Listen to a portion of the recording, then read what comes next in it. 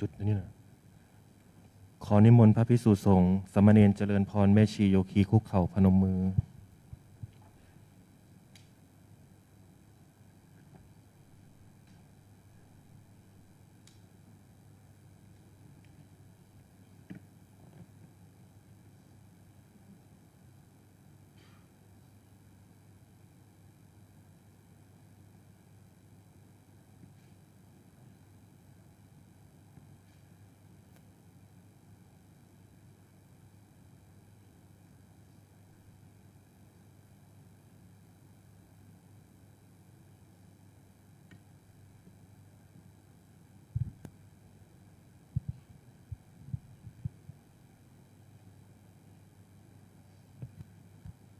บูชาพระรัตนตรัย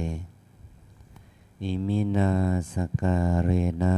อิมินาสการเรนะพุทธังอภิปูชยามะพุทธังอภิปูชยามะอิมินาสการเรนะอิมินาสการเรนะธัมมังอภิปูชยามะธัมมังอภิปูชยามะอิมินาสการเรนะอิมินาสการเรนะสังฆังอภิปูชยามะสังฆังอภิปูชยามะอะระหังสัมมาสัมพุทโธภควาอะระหังสัมมาสัมพุทโธภะคะวาพุทธังภควันตังอภิวาเทมิพุทธังภะคะวันตังอภิวาเทมิสวากขาโตภควตานะโมสวากขาโตภะคะวะตาธัมโมธัมมังนามัสสามิธัมมังนามัสสามิสุปฏิปันโนภควโตสาวกสังโฆสุปฏิปันโนภะคะวะโตสาวกสังโฆสังฆังนามามิสังฆังนะมามิ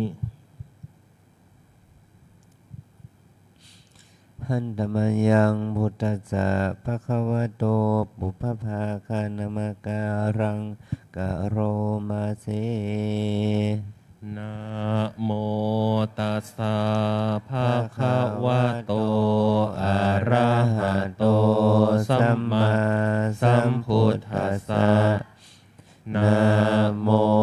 ตัสสะภะคะวะโตอะระหะโต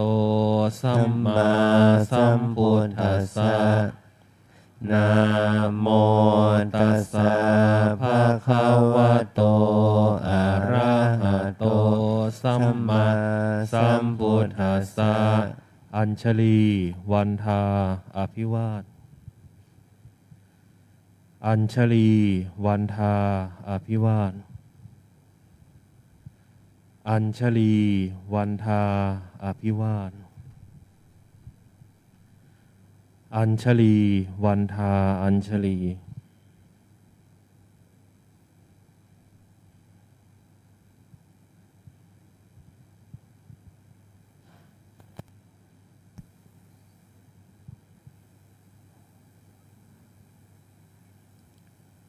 ขอนิมนต์พระภิกษุสงฆ์กับพระอาจารย์เจ้าคุณพร้อมกันสามเณรเมชีโยคีกราบที่หลังอัญชลีวันทาอภิวาทอัญชลีวันทาอภิวาทอัญชลีวันทาอภิวาทอัญชลีวันทาอัญชลีขอนิมนต์สามเณรขอเชิญคณะแม่ชีโยคีน้อมกราบพระคุณพระอาจารย์พร้อมกันค่ะอัญชลีวันทาอภิวาท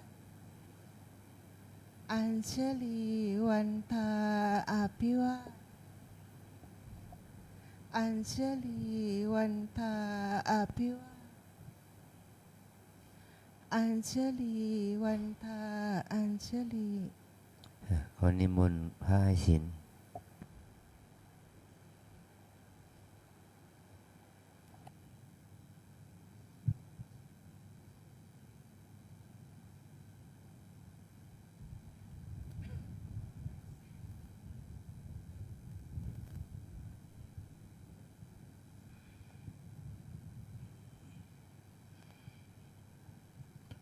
นิมนต์สามเณรรูปกราบพระอาจารย์พร้อมกล่าวคำอาราธนาศีลพร้อมกันนะครับ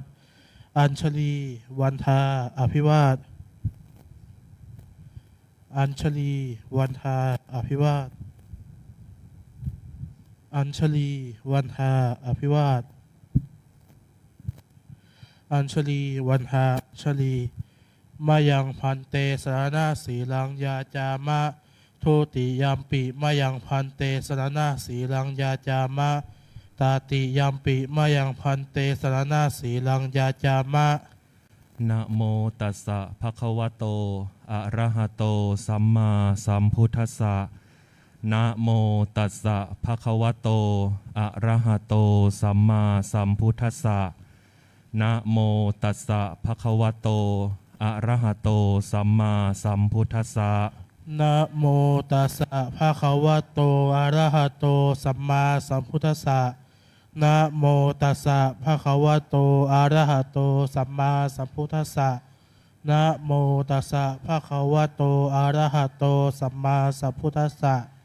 ยะมหาวทามิตังวเทหิ อามะพันเต พุทธังสรณังคัจฉามิ พุทธังสรณังคัจฉามิ ธัมมังสรณังคัจฉามิ ธัมมังสรณังคัจฉามิ สังฆังสรณังคัจฉามิ สังฆังสรณังคัจฉามิ ทุติยัมปิพุทธังสรณังคัจฉามิ ทุติยามปิพุทธังสรณังคัจฉามิ ทุติยัมปิธัมมังสรณังคัจฉามิ ทุติยามปิธัมมังสรณังคัจฉามิ ทุติยัมปิสังฆังสรณังคัจฉามิ ทุติยามปิสังฆังสรณังคัจฉามิ ตติยัมปิพุทธังสรณังคัจฉามิ ตาติยามปิพุทธังสรณังคัจฉามิ ตติยัมปิธัมมังสรณังคัจฉามิ ตาติยามปิธัมมังสรณังคัจฉามิ ตติยัมปิสังฆังสรณังคัจฉามิ ตาติยามปิสังฆังสรณังคัจฉามิ ติสรณะคมนังนิธิตัง อามาพันเต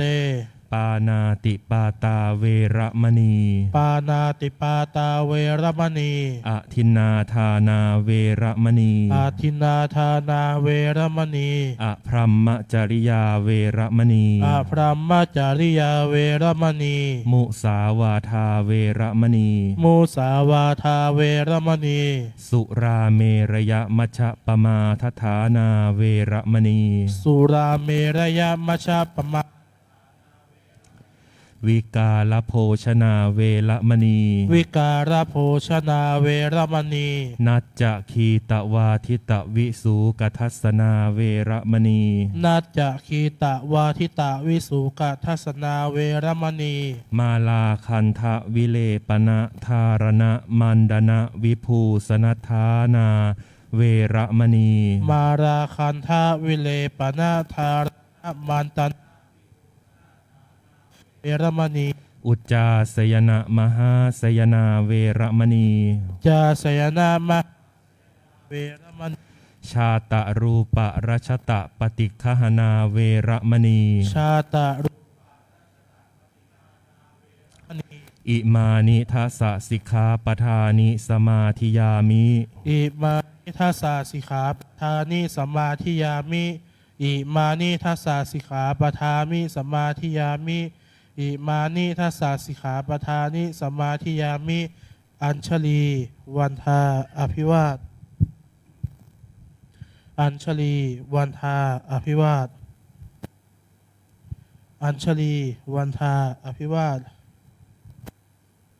อัญชลีวันทาอัญชลี ขอเชิญคณะแม่ชีโยคีนั่งคุกเข่าค่ะกราบพระสมทานศีลพร้อมกันค่ะ อัญชลีวันทาอภิวาทอัญชลีวันทาอภิวาทอัญชลีวันทาอภิวาทอัญชลีวันทาอัญชลีมยังพันเตติสเนนะสหอัฏฐศิรานิยาจามะทุติยัมปิมยังพันเตติสเนนะสหอัฏฐศิรานิยาจามะต ตติยัมปิมะยังพันเตติสเนนะสหอัฏฐศิรานิยาจามะ นะโมตัสสะภะคะวะโตอะระหะโตสัมมาสัมพุทธัสสะนะโมตัสสะภะคะวะโตอะระหะโตสัมมาสัมพุทธัสสะนะโมตัสสะภะคะวะโตอะระหะโตสัมมาสัมพุทธัสสะ นะโมตัสสะภะคะวะโตอะระหะโตสัมมาสัมพุทธัสสะนะโมตัสสะภะคะวะโตอะระหะโตสัมมาสัมพุทธัสสะนะโมตัสสะภะคะวะโตอะระหะโตสัมมาสัมพุทธัสสะ พุทธังสารนังคัจฉามิ พุทธังสารนังคัจฉามิ ธัมมังสารนังคัจฉามิ ธัมมังสารนังคัจฉามิ สังฆังสารนังคัจฉามิ สังฆังสารนังคัจฉามิ ทุติยัมปิพุทธังสารนังคัจฉามิ ทุติยัมปิพุทธังสารนังคัจฉามิ ทุติยัมปิธัมมังสารนังคัจฉามิ ทุติยัมปิธัมมังสารนังคัจฉามิ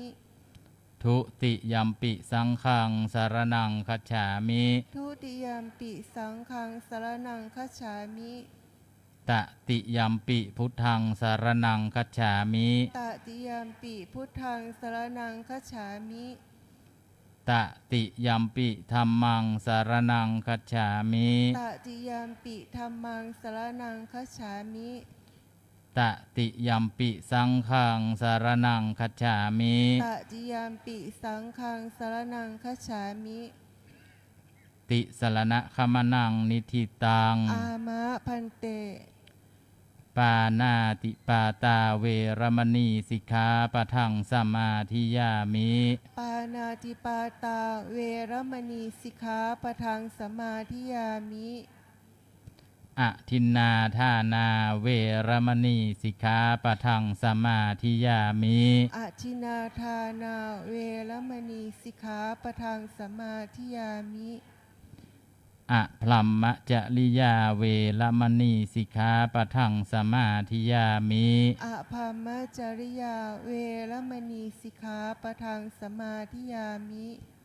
มุสาวาทาเวรมณีสิกขาปะทังสมาธิยามิ มุสาวาทาเวรมณีสิกขาปะทังสมาธิยามิ สุลาเมรยะมัจจะปมาทัฏฐานาเวรมณีสิกขาปะทังสมาธิยามิ สุราเมรยะมัชฌะปมาทฐานา เวรมณีสิกขาปะทังสมาธิยามิ วิกาละโภชนาเวรมณีสิกขาปะทังสมาธิยามิ วิการโภชนาเวรมณีสิกขาปะทังสมาธิยามิ นัจจะขีตวาทิตะวิสูกะทัสสนะมาลาคันทะวิเลปนะธารณะมันดานะวิภูสนัทธานาเวรมณีสิกขาปะทังสมาธิยามิ นาจะคีตะวาทิตะวิสุกะทัสนะมาราคันทะวิเลปนะธารณะมันธนะวิภูสนัฐานา เวรมณีสิกขาปะทังสมาธิยามิ อุจจาสยนะมหาสยนาเวรมณีสิกขาปะทังสมาธิยามิ อุจจาสยนะมหาสยนาเวรมณีสิกขาปะทังสมาธิยามิ อิมานิอัฏฐสิกขาปทานิสมาธิยามิ อิมานิอัฏฐสิกขาปทานิสมาธิยามิ อิมานิอัฏฐสิกขาปทานิสมาธิยามิ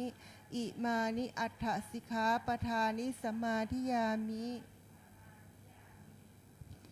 อิมานิอัฏฐสิกขาปทานิสีเลนะสุขติงยันติสีเลนะโภคะสัมปทาสีเลนะนิพุติงยันติตัสสมาสีลังวิโสทะเย สาธุสาธุสาธุอัญชลีวันทาอาภิวาทอัญชลีวันทาอาภิวาท อัญชลีวันทาอภิวาทอัญชลีวันทาอัญชลี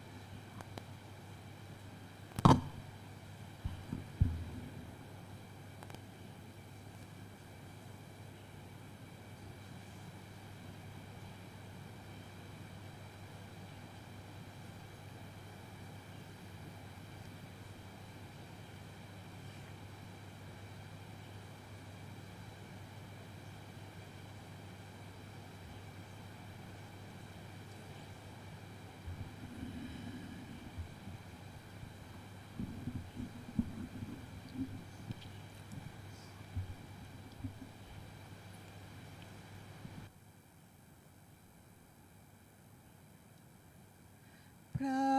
มาจะโลกา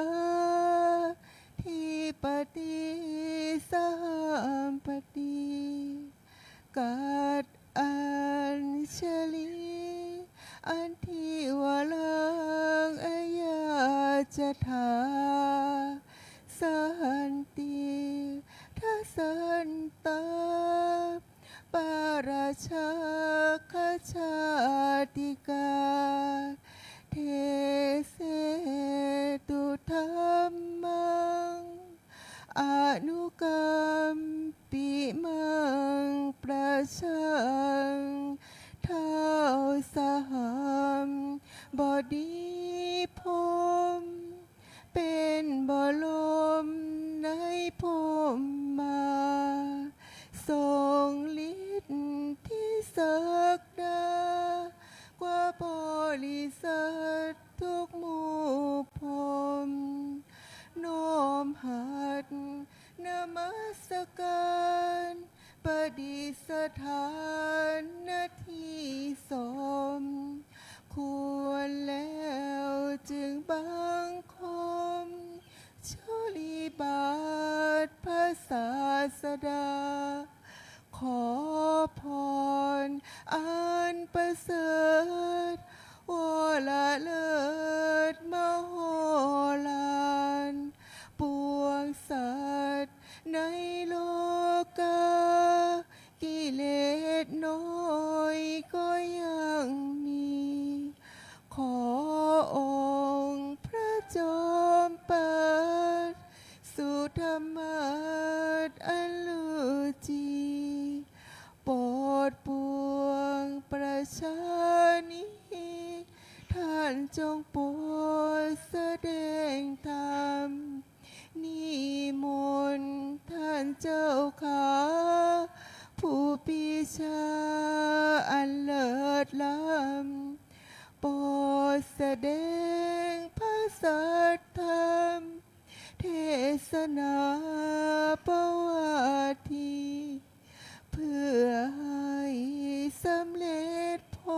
ลแด่ปวงชนบรรดานี้สบสุขเกษมศรีสมดังเจตนาเถิดอาราธนังกะโลมะ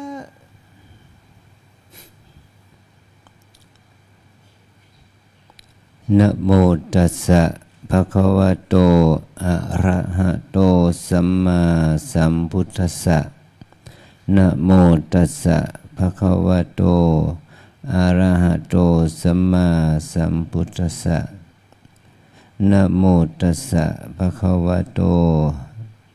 อะระหะโตสัมมาสัมพุทธัสสะบูชาจะบูชนียานังเอตัมมังคะละมุตตมันติ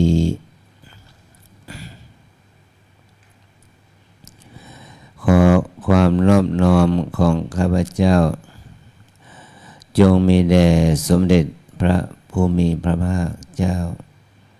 ซึ่งเป็นผู้ไกลจากกิเลสตรัสรู้ชอบโดยพระองค์เองขอความน้อมน้อมต่อพระธรรมและคณะพระอริยสงฆ์เจ้าทั้งหลาย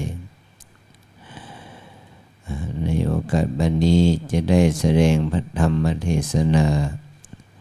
ในวันโกนแรม13 ค่ำวันพรุ่งนี้เป็นวันพระจตุรสีแรม14 ค่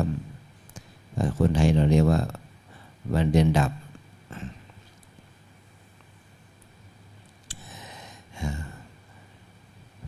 ในวาระนี้ก็ถือโอกาสจะได้แสดงมัธธรรมเทศนาในมงคลคาถาว่าในเรื่องของมงคล38ประการเป็นมงคลข้อที่3เรื่องการบูชาสิ่งที่ควรบูชาเป็นมงคลเราทั้งหลายจะทำให้มงคลเกิดขึ้นกับตัวเราเองเนี่ยเราให้คิดนึกถึงว่าเอาอะไ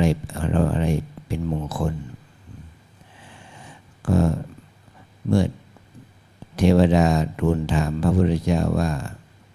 พระโหเทวามนุสสาจะมังคลานิอจินตยุงอากังขมานาโสธานังโพรหิมังคะละมุตตมัง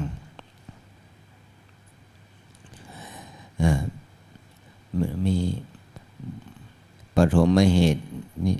มันก็บอกว่าในสมัย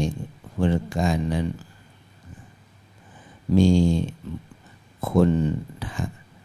หมายความว่ามีคนพูดกันว่าอะไรเป็นมงคลมันก็ว่า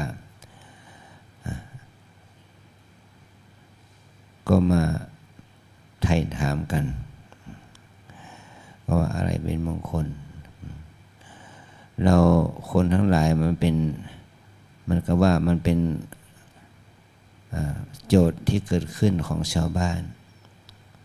ว่าคนทั้งหลายก็ถามว่าอะไรเป็นมงคล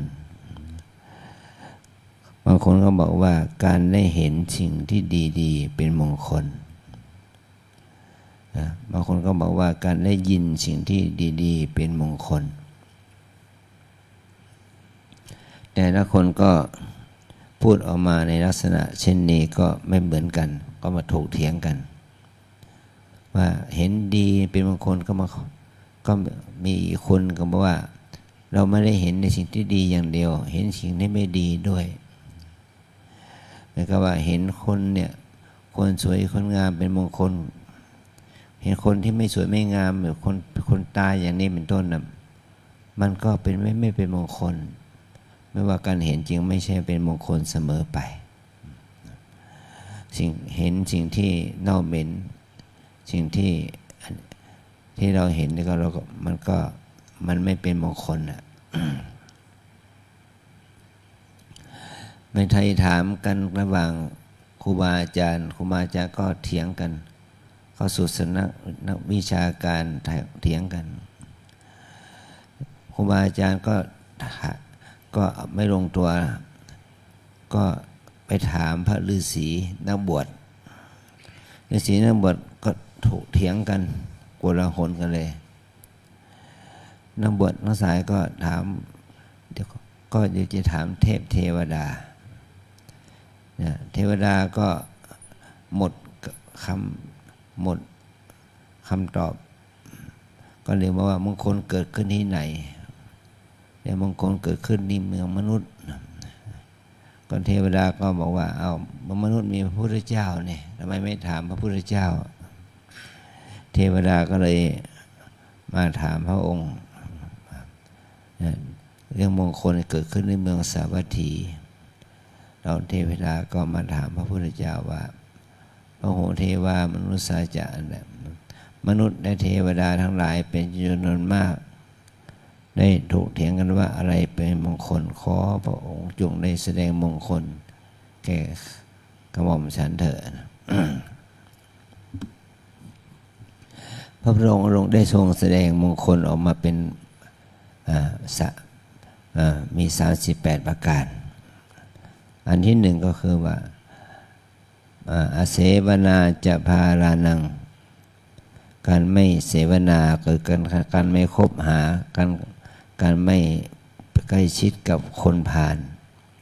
นี่เป็นมงคลอันที่หนึ่งแล้วเริ่มที่การคบคนบัณฑิตานันจะเสวนา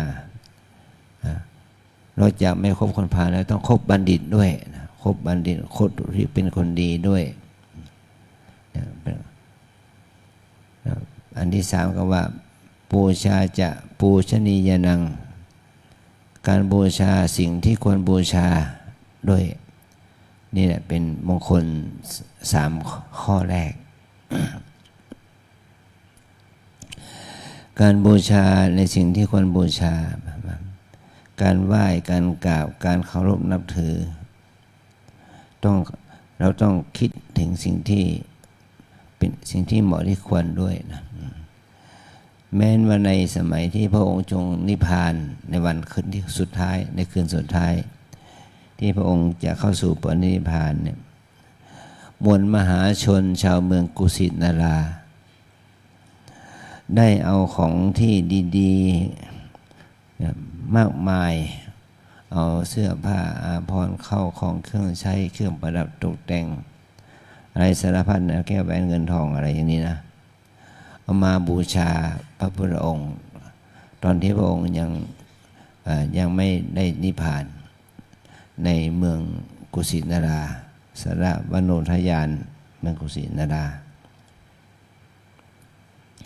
จนทำให้ของบูชาที่มวลมนุษย์ทั้งหลายเอามาบูชานั้น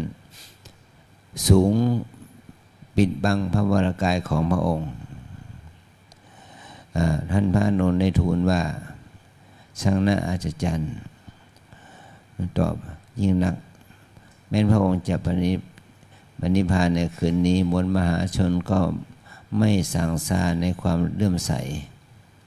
ได้นำเอาสิ่งที่มีค่ามีมูลค่ายิ่งมาบูชาพระองค์น่าอัศจรรย์ในองค์พระสัมมาสัมพุทธเจ้าได้ตรัสว่าดูก่อนอานนท์ภิกษุณีอุบาสกอุบาสิกาโยโคอนันทะภิกขุวาภิกขุณีวาอุบาสโกวาอุบาสิกาวาเรียกว่าวาสกวาสิกาภิกษุภิกษุณีทั้งหลายถ้าปรารถนาจะบูชาเราไซขอให้ท่านทั้งหลายบูชาเราด้วยการปฏิบัติเนี่ยการปฏิบัติบูชาถือว่าเป็นการบูชาสูงสุดปรมายะบูชายะการบูชาที่สูงสุดก็คือการปฏิบัติบูชาแม้ว่าปัจจุบันนี้เราจะมีการบูชาหลายอย่างนะบูชาด้วยข้าวของเครื่องใช้สารพัดอย่างก็เพราะว่าเราได้รู้สึกว่าการบูชาการทำบุญด้วยข้าวของเครื่องใช้นั้นก็เป็นอานิสงส์เหมือนกับว่าเราบูชาด้วยดอกไม้ธูปเทียนก็เป็นอานิสงส์บูชาด้วยโภชนาอาหารก็เป็นอานิสงส์มีหลายสิ่งบางอย่างที่เรามนุษย์เราเนี่ยบูชากันถ้ามาวัดแล้วก็มีโภชนาอาหารมาถวายพระสงฆ์ก็เป็นการบูชานะเป็นอามิสบูชา อมิสบูชาไปกับการบูชาด้วยสิ่งที่เป็นอมิตรเนี่ยคือถ้าเราจะสรุปแล้วคือบูชาด้วยสิ่งที่เป็นที่เราเรียกว่ารูปบูชาด้วยรูปเพราะบูชาสิ่งที่เขาเห็นด้วยตานะพระสงฆ์เห็นด้วยตาอย่างนี้นะหรือว่าเราเรียกบูชาด้วยรูปมันก็ว่าบูชาด้วยดอกไม้นั่นแหละเราเอาดอกไม้บูชาพระเนี่ยนี่เรียกว่าบูชาด้วยรูปสองบูชาด้วยเสียงอย่างกรณีที่เราพูดนะก่อนเราไหว้พระนะเราไหว้พระเราก็เป็นเสียงออกมาไหว้พระได้นั่นบทอรหังบทนะโมหรือบทที่เราอาราธนาธรรมเนี่ยนี่เป็นบูชาด้วยเสียงอันที่สามบูชาด้วยกลิ่นก็เหมือนกับว่าเรามีการจุดเทียนเราต้องมีการจุดธูปด้วยนะธูป3 ดอกกลิ่นเมื่อเราจุดแล้วเราก็มีกลิ่นเรียกว่าบูชาด้วยกลิ่นคันทะนี่เป็นกลิ่นบูชาด้วยรสก็หมายความว่าถวายอาหารถวายน้ำปานะถวายเครื่องดื่มเรียกว่าบูชาด้วยสิ่งที่มีรสมีสารอาหารมีความเปรี้ยวหวานมันเค็มนะเนี่ยเพราะว่าเราถวายน้ำปานะถวายอาหารเช้าอาหารเพลหรือว่าอะไรก็แล้วแต่นะเครื่องดื่มอะไรแต่ละอย่างเนี่ยเราก็ถือว่าเป็นการบูชาด้วยรสนะมีรสบูชาด้วยรสมาบูชาด้วยสัมผัสล่ะก็เหมือนกับว่าหน้าร้อนเราถวายพัดลมเนี่ยถวายพัดลมแล้วก็มีพัดลมมีแอร์มีเครื่องแอร์นะเครื่องทำความเย็นก็บูชาทำให้อากาศมันดีขึ้นมันเหมือนกับเดี๋ยวนี้อากาศมันร้อนเราก็เปิดพัดลมเปิดแอร์เพื่อให้เราทุกคนนั้นได้รับกระแสแห่งภาษาที่ดีงามนี่ว่าบูชาด้วยสัมผัสเย็นร้อนหรือว่าในที่สุดก็ถวายน้ำเย็นก็แล้วน้ำชากาแฟหรือน้ำหวานอะไรก็แล้วแต่นะบทนี้เขาว่าใครได้รับน้ำที่ดีๆก็มีความปลื้มใจนี่เป็นการบูชาด้วยสัมผัส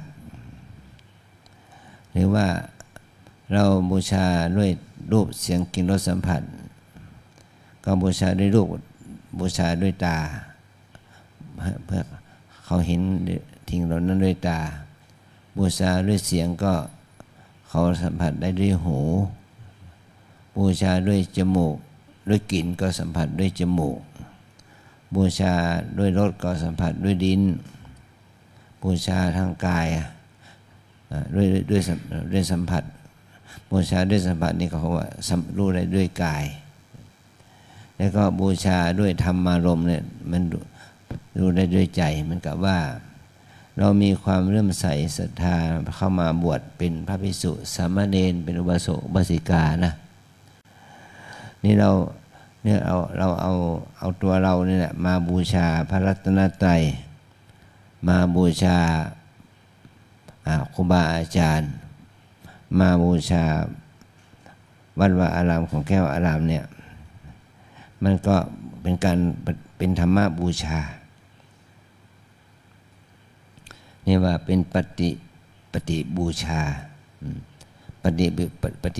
บูชาเนี่ยเหมือนกับว่าเรามาเจริญกรรมฐานเมื่อเรามาเจริญกรรมฐานเนี่ยก็ทำให้สติเกิดขึ้นสมาธิเกิดขึ้นความเพียรเกิดขึ้นอันนี้เป็นการเป็นปฏิบูชาหรือว่าเป็นธรรมบูชานะบูชาด้วยธรรมะเนี่ยในการบูชาอย่างนี้ถือว่าเป็นการบูชาอย่างยิ่งแม้ว่าพวกเราทั้งหลายเนี่ยเรามา อยู่ที่วัดเนี่ยเรามานุ่งมาห่มมาดูมากินที่วัดเนี่ยเพราะว่าเราอาศัยความศรัทธาความเลื่อมใสในพระธรรมพระวินัยเราประพฤติปฏิบัติตามธรรมวินัยที่ดีมีพฤติกรรมมีกิจกรรมน้อยใหญ่โดยอาศัยพื้นฐานของพระธรรมวินัยนี้ถ้าเราการบูชาอย่างนี้ก็ถือว่าเป็นการปฏิบัติบูชาแม้ในที่สุดเราทั้งหลายก็บูชาสิ่งอื่นมากมายหลายอย่างเราเอาไม้กวาดมาปัดกวาดใบไม้มาปัดกวาดกิ่งต้นมากิ่งใบไม้แล้วก็ฝุ่นละออง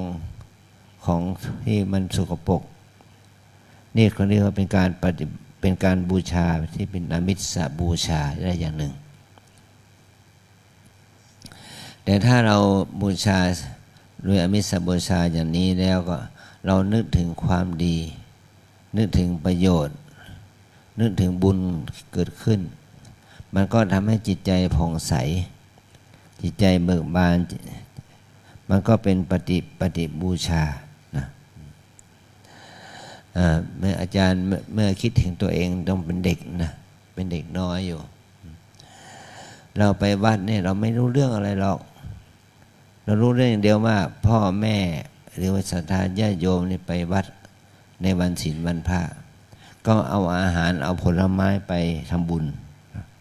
เราพอเห็นพ่อแม่เอาอาหารเอาผลไม้ไปทำบุญให้แก่บรรพบุรุษพ่อแม่ปู่ย่าตายายเราไปวัดเราหวังจะได้กินขนมเราหวังจะได้กินขนมผลไม้เหล่านั้นก็เมื่อพระในวัดนั้น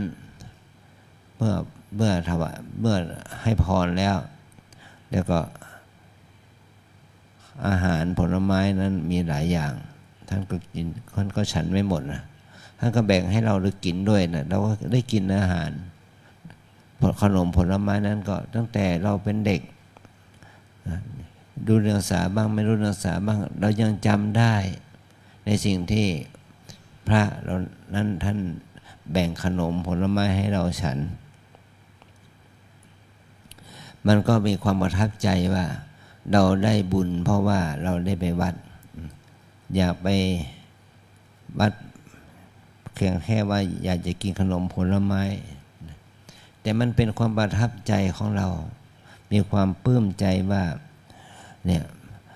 วันศีลวันพระเราได้อาหารได้ผลไม้ได้ขนมจากพ่อแม่ปู่ย่าตายายพี่น้องญาติมิตรเอาไปทำบุญอันนี้ก็เป็นการทำให้เกิดการชอบพอใจยินดีกับการที่เราได้ใกล้ชิดพระพุทธศาสนาโดยที่เราไม่ได้มีความโดยที่เราไม่ได้มีความคิดทางบุญทางกุศลมาก่อนอย่างนี้นะเมื่อกี้นี้ลูกศิษย์ก็พูดถึงเรื่องเกี่ยวกับโยคีที่มาที่วัดเราเนี่ยญาติโยมมาที่วัดเนี่ยก็เอาลูกเอาหลานเอาลูกมาด้วยลูกอายุสัก7-8 ขวบอะไรอย่างนี้นะแต่วันเราก็ทางแม่ชีทางเจ้าที่ก็บอกว่าเด็กมาวัดเนี่ยมันไม่ตั้งใจมันไม่ได้มาปฏิบัติมากินมาเล่นไปตามภาษาตื่นไม่เป็นเวลาหลับไม่เป็นเวลามีหนำซ้ำไปรบกวนโยคีที่มาปฏิบัติอีกแล้วก็เห็นว่ามันไม่เหมาะสมเด็กมันไม่มีวุฒิภาวะก็เลยมาปรึกษากับอาจารย์ว่าสมควรหรือไม่ที่จะให้เด็กอายุแบบ7-8 ขวบ5 ขวบมาวัดเนี่ยเราก็อาจารย์ก็พูดถึงเรื่องนี้ว่ามันไม่ได้มีความว่าเด็กมาวัดมันไม่ใช่ว่ามันจะได้บุญและกุศลได้ถึงคุณธรรมสมาธิญาณปัญญาอะไรมากมายนักหรอกขอให้เขาได้ความประทับใจเขามาได้ความประทับใจก็พอแล้ว อาจารย์ก็เลยเล่าเรื่องเหล่านี้ให้ฟังให้ฟังว่าถ้าเด็กมาวัดเนี่ยอย่าไปหวังว่าเด็กมันจะมาวัดเหมือนกับผู้ใหญ่ ให้มันมาเห็นคุณป้าคุณอาคุณลุงคุณตาเนี่ยมาประพฤติปฏิบัติมาเดินจงกรมมานั่งสมาธิให้เขาได้เห็นเขาจะได้มีความประทับใจนะได้เห็นพระเห็นเนรอยู่ในวัดนี้ให้เขาประทับใจรอยพิมพ์ใจมันจะเกิดขึ้นในตัวเขามันเหมือนกับเราเป็นเด็กประถมไปโรงเรียนเนี่ยครูประถมคนไหนที่ท่านมีใจเมตตาแล้วเราจะประทับใจคุณครูนะคุณครูประถมหนึ่งคุณครูประถมสองคุณครูประถมสามคุณครูประถมสี่อะไรอย่างเนี้ยถ้าคุณครูนั้นมีเมตตาจิตกับเรามีความรู้สึกคุ้นเคยกับเราจะจำครูคนท่านนั้นเป็นรอยพิมพ์เป็นรอยพิมพ์ใจเกิดขึ้นกับเราจนถึงเดี๋ยวนี้เราก็ยังระลึกถึงท่านอยู่เพราะว่าครูท่านเหล่านั้นก็ได้ทำกิจที่ควรทำได้ความเอื้อเฟื้อเราการนี้ก็เหมือนกันถ้าพระสงฆ์องค์เนรแม่ชีโยคีในวัดถ้าได้เห็นเด็กๆมาวัดแม้มันจะไม่ได้ประพฤติปฏิบัติอย่างจริงจังจริงใจกินบ้างนอนบ้างเล่นบ้างแต่เราก็ให้ความเอื้อเฟื้อเขาให้ที่อยู่ที่อาศัยให้ที่ดับที่นอนหมอนมุ้งให้โภชนาอาหารเขาให้ความรู้สึกที่ดีแก่เขาในยามเป็นเด็กเมื่อเขาโตเป็นหนุ่มเป็นสาวขึ้นมาเขาก็ย่อมที่จะมีโอกาสนึกถึงสิ่งที่เราทำสิ่งที่เราทำเขาก็จะได้มีความรู้สึกถึงสำนึกถึงพระพุทธศาสนาและสำนึกถึงความเอื้อเฟื้อเกื้อกูลเนี่ยมันก็เป็นผลดีเป็นการสร้างแรงประทับใจแรงให้เกิดขึ้นเนี่ยมันนี่ก็เป็นอันก็อาจารย์ก็ให้ข้อคิดกับลูกศิษย์อย่างนี้ลูกศิษย์เขาพูดว่าแม้แต่โยมก็เช่นเดียวกันแม้แต่หนูก็เช่นเดียวกันได้ความประทับใจที่ได้ไปวัดไปเห็นหลวงพ่อครูบาอาจารย์ไปเห็นคุณย่าคุณยายไปฟังเทศฟังธรรมได้หิ้วตะกร้าโภชนาอาหารของเคี้ยวของหวานของข้าวเนี่ยไปถึงวัดแล้วได้ความประทับใจเนี่ยจึงมีเป็นเหตุให้ได้มาฝึกมาอบรมได้มาปวารณาตนออกมาวัดมาอยู่กับวัดอันนี้ก็เหมือนกันว่าโยมรู้สึกก็บอกว่าถ้าตั้งแต่นี้ไปจะรับนโยบายนี้ไม่ว่าเด็กจะเป็นเด็กเล็กก็ตามให้มาวัดก็เพื่อให้มารู้ให้มาเห็นให้มาสัมผัสมันก็ตื่นตีสี่ก็ไม่ได้ให้มันตื่น7 โมงก็ไม่ว่ากันเนาะหลับ4 ทุ่ม5 ทุ่มไม่ได้มันหลับทุ่ม2 ทุ่มก็ปล่อยเขาหลับไปแล้วไม่นอนก็ให้อยู่ในห้องที่มีเตียงคู่เหมือนกับวิปัสสนา2ให้อยู่เตียงคู่คนที่เป็นแม่เป็นย่าเป็นยายมาพาเด็กมานี่ก็ดูแลเด็กแต่ว่าเราจะสร้างอุปนิสัยให้เด็กเราไม่ใช่ว่าจะมาปฏิบัติอย่างเอามรรคเอาผลแต่เราต้องมาปฏิบัติเพื่อเอาเป็นพี่เลี้ยงให้แก่เด็กน้อยก็หวังว่าให้เข้าใจนะคงจะเข้าใจ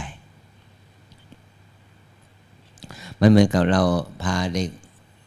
มาบวชสามเณรพระฤาษีร้อนนี่แหละเด็กมันก็ตัวน้อยเนาะพี่เนรนะมันก็กินบ้างหลับบ้างเล่นบ้างไปตามภาษาสุดท้ายมันก็ศึกษาลาเพศไปเหลือแค่4 องค์4-5 องค์นะเป็นเนรอยู่เนี่ยตรงนั้นก็เขาก็ได้แรงประทับใจว่ามาวัดน้ำเปิงนี่ดีนะมาบวชเป็นน้ำเปิงเนี่ยได้กินอาหารอร่อยได้พักผ่อนได้ทำกิจกรรมสนุกก็ให้เด็กประทับใจไม่ใช่ว่ามาเห็นว่าเราเป็นวัดเป็นของน่ากลัวแต่ให้เด็กนั้นได้มีความรู้สึกที่ดีเป็นพลังบวกเกิดขึ้นกับเด็กนั้นอย่างนี้นะ เพราะว่าเราทุกคนเนี่ยมาปฏิบัติธรรม3 วัน 5 วันเนี่ยมันก็ได้แรงประทับได้ความประทับใจไม่ใช่ว่าได้มากได้ผลได้มากผลนิพพานมันไม่ใช่มันไม่ถึงได้มันไม่ถึงขนาดนั้นได้รู้วิธีการปฏิบัติได้รู้วิธีการเดินจงกรมนั่งสมาธิให้รู้วิธีการภาวนาให้รู้หลักการวิธีการให้รู้กฎเกณฑ์การเป็นอยู่ไหว้พระสวดมนต์อย่างไรเนี่ยอันนี้ก็เหมือนกันเพราะเราเนี่ยวันนี้เราได้มีโอกาสมาฟังธรรมะกลางคืนเนาะที่วัดเราข้างนอกล่ะไม่ได้เห็นไม่มีโอกาสได้ฟังธรรมะตอนกลางคืนมีพระมีเนรมีไม่ชีโยคีอย่างนี้นะนี่เรามาที่นี่เราจะได้มาฟังธรรมะตอนกลางคืนมารับศีลตอนกลางคืนอันเนี้ยมันเป็นสิ่งที่ญาติโยมเห็นแล้วก็ประทับใจว่าเห็นพระเห็นเนรเห็นแม่ชีโยคีมาฟังธรรมมารับศีลก็ได้รับความประทับใจหมายความว่าวัดลำเปิงเราเนี่ยเข้ามาวัดแล้วเนี่ยได้บุญแม้แต่หายใจเข้าหายใจออกแม้แต่หายใจเข้าออกก็ได้บุญนะใช่ไหมหายใจเข้าหายใจออกก็ได้บุญไม่ใช่กราบสติปัฏฐานไม่ใช่เดินจงกรมนั่งสมาธิอย่างเดียวทุกอย่างจะต้องได้บุญว่าทุกกิริยาอาการแต่ตื่นนอนถึงหลับนอนเราทำสิ่งเหล่านั้นเพื่อเจริญสติทำให้สติเกิดขึ้นทำให้สมาธิเกิดขึ้นทำให้ความเพียรเกิดขึ้นทำให้ความศรัทธามันเกิดขึ้นแล้วมันจะเป็นอุปนิสัยให้แก่เราประพฤติปฏิบัติทำให้มากขึ้นมากขึ้นแล้วก็เป็นอานิสงส์ให้เรานั้นได้เข้าสู่ทางแห่งมรรคผลนิพพานเป็นที่สุดนะอันนี้เพราะว่าเราได้บูช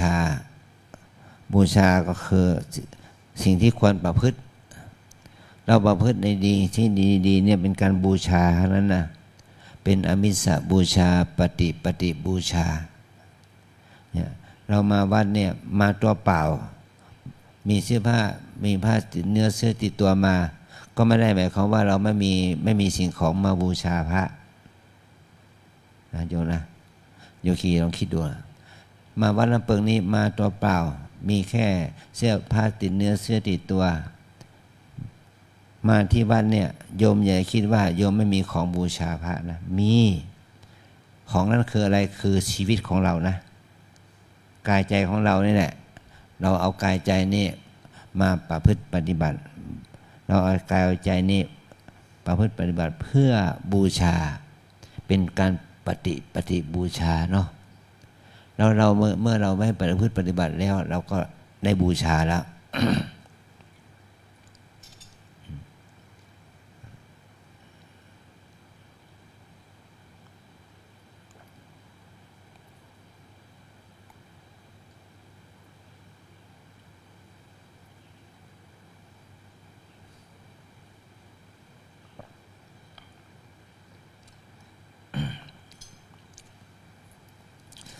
มาวัดลำเปิงนี่นะอย่ากลัวว่าตัวเองจะไม่ได้ทำบุญนะ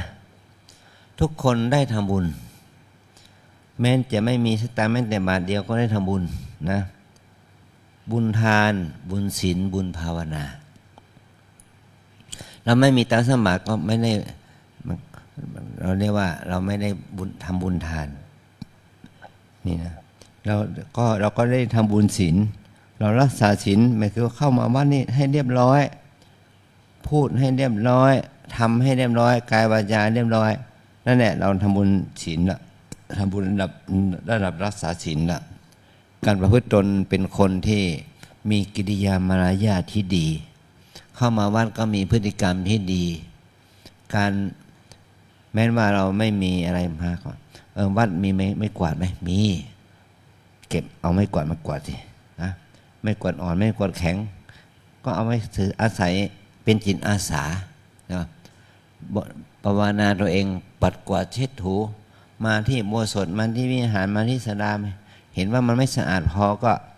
หาไม้กวาดหาผ้าเช็ดถูเอามาสินั่นแหละเราได้ทำบุญละแค่ทำหน้าที่ดูแลเนี่ยไปเข้าห้องน้ำ มันสกปรก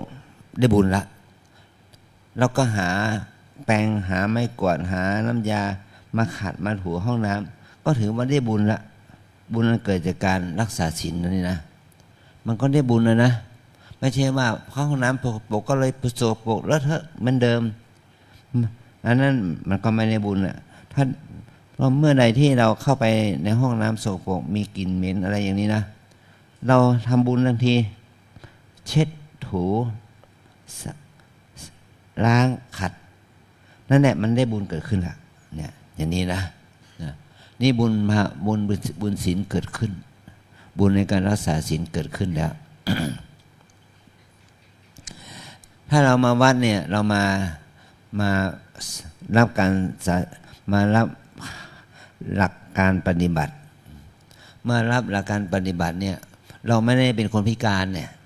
มือเรามีเท้าเรามีตาหูจมูกลิ้นกายใจเรามี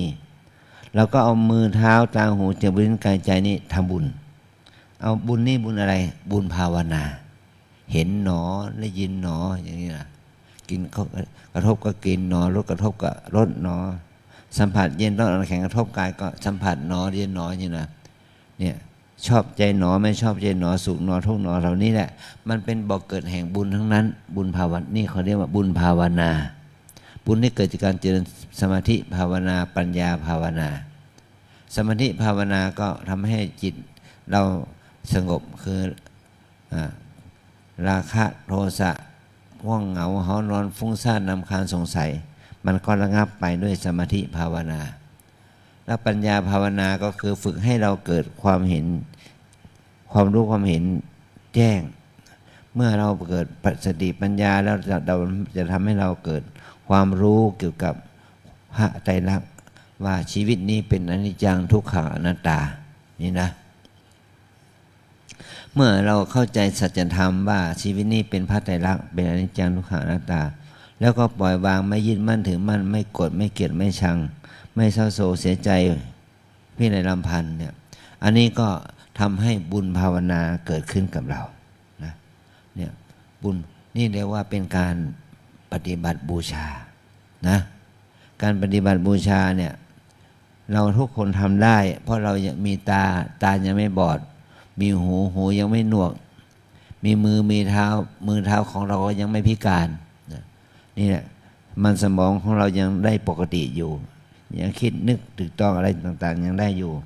ให้เราเอาตาหูจมูกลิ้นกายใจเหล่านี้มาใช้ในการปฏิบัติภาวนาถ้าเราปฏิบัติภาวนาอย่างนี้มันจะทำให้จิตใจเรามีสติมีสมาธิมีปัญญาเกิดขึ้นเมื่อสติสมาธิปัญญามันเกิดขึ้นแล้วมันก็ได้บุญนะเป็นบุญภาวนาจะเป็นสมถะภาวนาวิปัสสนาภาวนาก็ตามมันจะเป็นบุญแก่เรานี่เรียกว่านี่อย่างที่พูดเมื่อกี้นะว่าเราทุกคนเนี่ยแม้แต่มีแต่ผ้าติดเนื้อเสื้อติดตัวไม่มีทรัพย์สินเงินทองไม่ได้น้อยขอให้เรามีความสำรวมระวังทางกายวาจาใจทำกิจกรรมน้อยใหญ่นั่นแหละสิ่งเหล่านี้เนี่ยมันเป็นบัตรฐานแห่งการทำบุญภาวนาของเรานะบุญศีลบุญภาวนาของเราเราจงใช้สิ่งเหล่านี้มาทำบุญแม้ว่าเราจะไม่มีทรัพย์สมบัติบางคนเนี่ยบอกว่ามาวัดน้ำเปิงเป็นถ้าไม่รวยอย่าไปเป็นศรัทธาวัดน้ำเปิงอย่างนี้เขาบอกว่าคนไปวัดน้ำเปิงต้องเป็นคนรวยจึงจะเขาถึงจะต้อนรับว่าเป็นเขาจะเป็นลูกศิษย์ลูกหาวัดน้ำเปิงอย่างนี้มันไม่ใช่วัดน้ำเปิงนี่ต้อนรับทุกคนขอให้มีศรัทธาขอให้มีความเพียรขอให้มีความขยันขอให้มีความสำนึกในทางที่ดีนะเป็นคนที่เราต้อนรับเสมอประพฤติดีปฏิบัติดีประพฤติชอบปฏิบัติชอบมีพฤติกรรมทางกายวาจาใจในทางที่ดีมาเป็นสุดศิษย์วัดลำเปิงได้นี่มาจากแต่ละคนก็มาจากที่ใกล้บางที่ไกลบางเนี่ยบางคนก็มาจากในแถวเชียงใหม่แล้วต่างอำเภอบ้างต่างจังหวัดบ้างต่างภาคบ้างเนี่ยรวมไปถึงต่างประเทศเห็นไหมคนจะต่างประเทศมาปฏิบัติที่บ้านเราเนี่ยนี่เขายังมาเลยเข้ามาเพราะว่ามันมีอะไรดี มันมีดีก็คือว่าเราเปิดโอกาสให้ทุกคนทำดีทางกายทางวาจาทางใจเราเปิดโอกาสให้ทุกคนทำดีทางกายทางวาจาทางใจนะขอให้ตั้งใจทำให้ดีมันจะก่อให้เกิดผลดีต่อพระพุทธศาสนาเนี่ยคือว่าเป็นการปฏิบัติบูชาแม้ว่าเราเนี่ยทุกคนมาได้ขอให้ตั้งใจมาแม้ว่าจะไม่มีปัจจัยแม้แต่บาทเดียวทำบุญให้แก่วัดเราก็ทำบุญทำรักษาศีลทำบุญภาวนาให้แก่วัดนะให้เราทั้งหลายเนี่ยเดินนั่งเดินไปเดินมาเดินเท้าเปล่าเอามือค่อยหลังเดินไปเดินมาก้มหน้าเดินไปเดินมาเนี่ยก็เป็นคนมีบุญเป็นคนทำบุญนะเนี่ยถ้าเราเดินไปเฉยๆเดินไม่มีสติสัมปชัญญะมันก็ไม่ได้บุญถ้าเราเดินแบบเดินจงกรมล่ะเดินขวาซ้ายขวาย่างซ้ายย่างไปมีสติสัมปชัญญะไม่ต้องมองซ้ายมองขวาไม่ต้องมองหน้ามองหลังละขอให้มองไปข้างหน้าอย่างในการเดินจงกรมเนี่ยมันก็ได้บุญเป็นคนดีนะ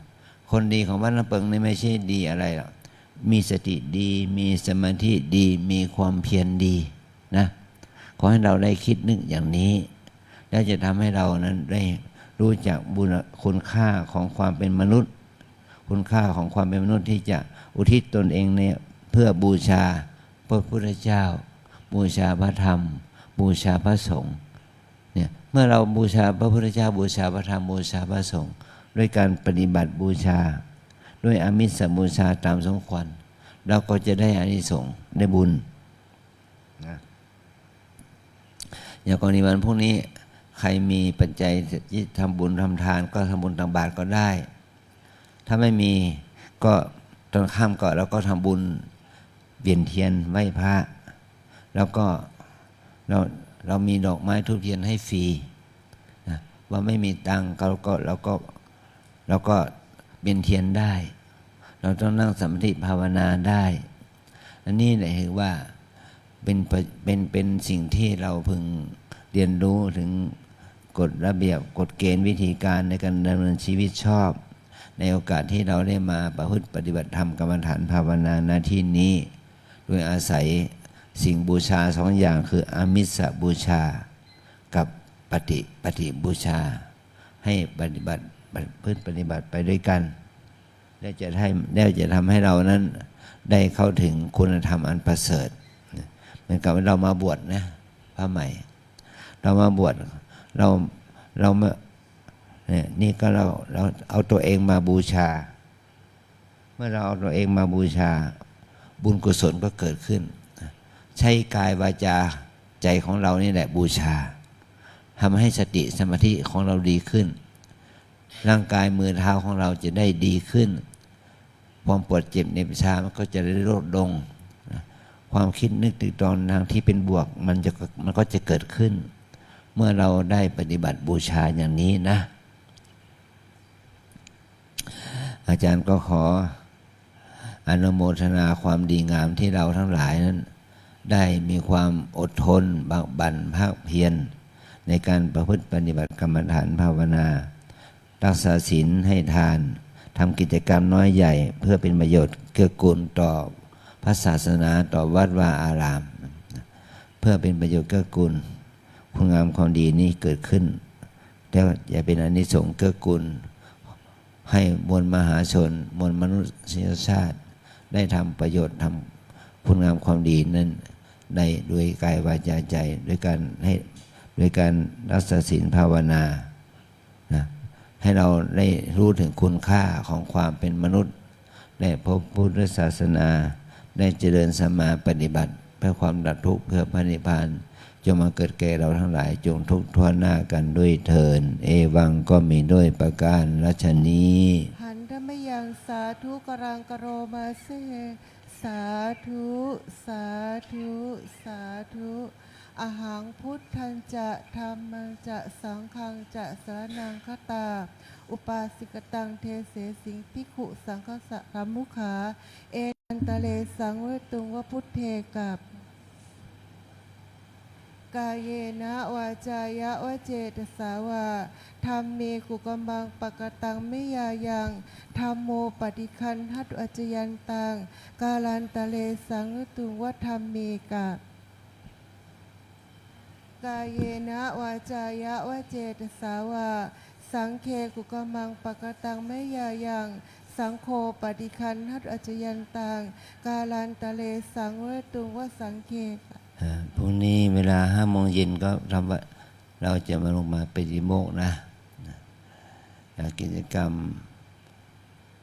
ที่ตามวินัย แล้วก็ตอนค่ำตอน20 ทุ่มแล้วก็เวียนเทียนกันเพื่อรักษาจารีตประเพณีที่ดีงามของพระพุทธศาสนา ตอนเช้า7-8 โมงแล้วก็ทำบุญตักบาตรรักษาจารีตประเพณีของบัณฑิตเราทั้งหลายก็ได้ทำความดีนี้ขออาจารย์ขออนุโมทนาบุญด้วยนะขอเราทั้งหลายต่อไปเราไหว้พระละ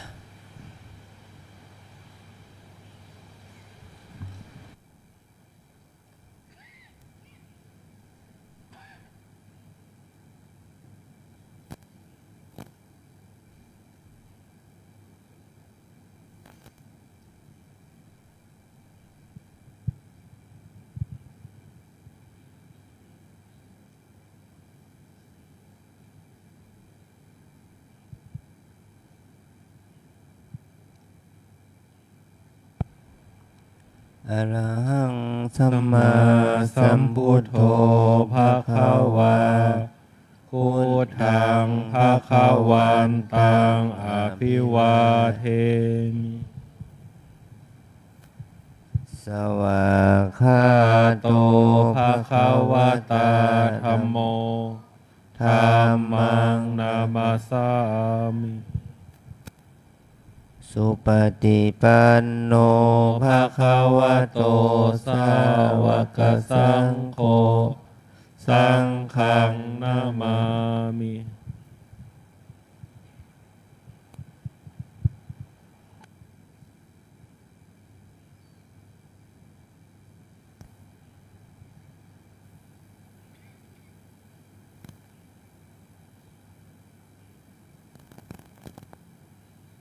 เดี๋ยวขอนิมนต์พระภิกษุสงฆ์กราบก่อนนะครับ อัญชลีวันทาอาภิวาทอัญชลีวันทาอาภิวาทอัญชลีวันทาอาภิวาทอัญชลีวันทาอัญชลี ขอนิมนต์สามเณรขอเชิญคณะแม่ชีโยกีน้อมกับท่านเจ้าคุณพระอาจารย์พร้อมกันค่ะ อัญชลีวันทาอาภิวาทอัญชลีวันทาอาภิวาทอัญชลีวันทาอาภิวาทอัญชลีวันทาอัญชลี จัตตารโอธรรมาวัฏันติอายุวันโนสุขังภะลัง สาธุสาธุสาธุเอาโยคีนะคะช่วยปิดหน้าต่างด้วยค่ะขอบคุณค่ะ